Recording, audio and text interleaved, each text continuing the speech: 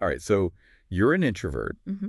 and you're listening to this deep dive Right. because you're looking for ways to better nurture your relationships. Absolutely. And we are diving deep into the how-to of that. We are.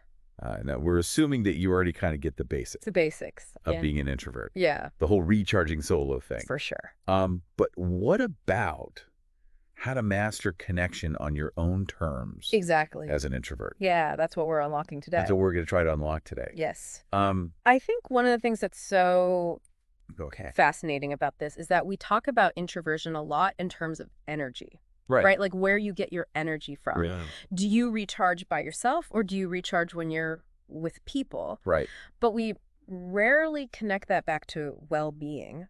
Okay. So it's not just about feeling good. It's about the tangible effects on your health and happiness. So it's not just about like Yeah. surviving social situations, but actually thriving in them. Thriving, yeah. Okay. Absolutely. I'm intrigued. Yeah. So our source material had some pretty specific tips Yes. for making that happen. And the one that jumped out at me right away Okay. was using tech to our advantage. Yes.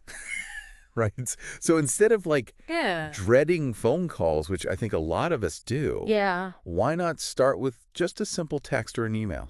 That's such a good point. It's like dipping your toes in the social pool Yeah. before you like dive head first. I love that analogy. Yeah, dipping your toes. Dipping your toes in. Yeah, and I think that's a great point because if you think about it, texting allows you to craft your thoughts, Yes. to present your best self without the pressure of a spontaneous response. Yes. And so it plays to an introvert's strength, which is thoughtful communication. Right.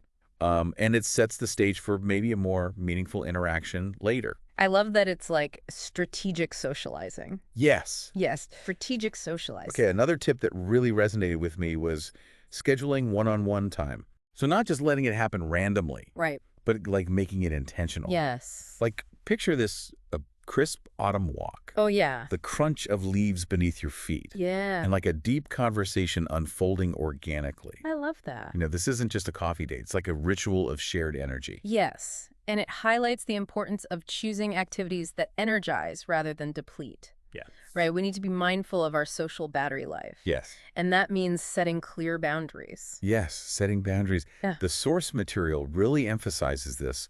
Yes. And honestly, it's something that I still really struggle with. I think we've all been there. Yeah, sometimes it feels like I'm just drowning in a sea of social obligations. Yes. But remember, communicating your needs isn't selfish. Right. It's essential for maintaining healthy relationships. Right. And it allows you to engage authentically without sacrificing your well-being.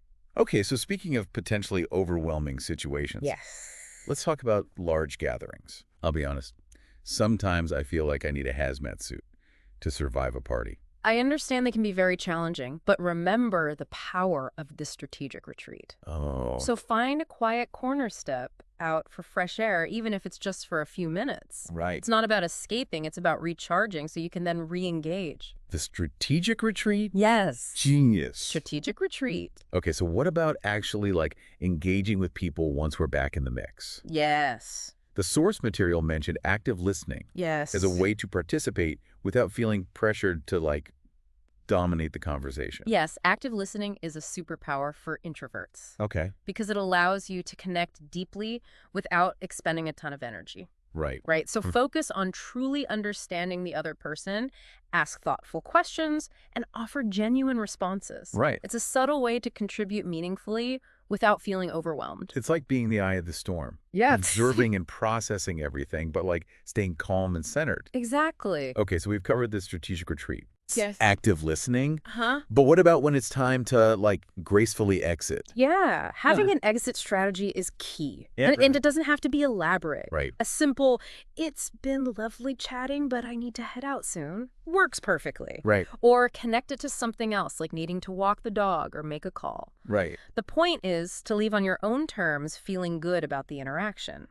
So what does all this mean for you, the listener? Yes. It means you don't have to fake being an extrovert exactly. to build strong relationships. It can be yourself. It's about playing to your introverted strengths. Yes. Setting those clear boundaries that we talked about. Yes. And engaging in ways that feel authentic to you. I couldn't have said it better myself. Yeah. The takeaway is this introverted connection is a skill. And like any skill, it can be honed. I like that. So here's something to ponder as you go about your day. Think about a specific relationship in your life Okay. and ask yourself, how can I apply just one of these ideas to strengthen that connection? Right. What small step can you take today? We would love to hear your thoughts and experiences. Yes.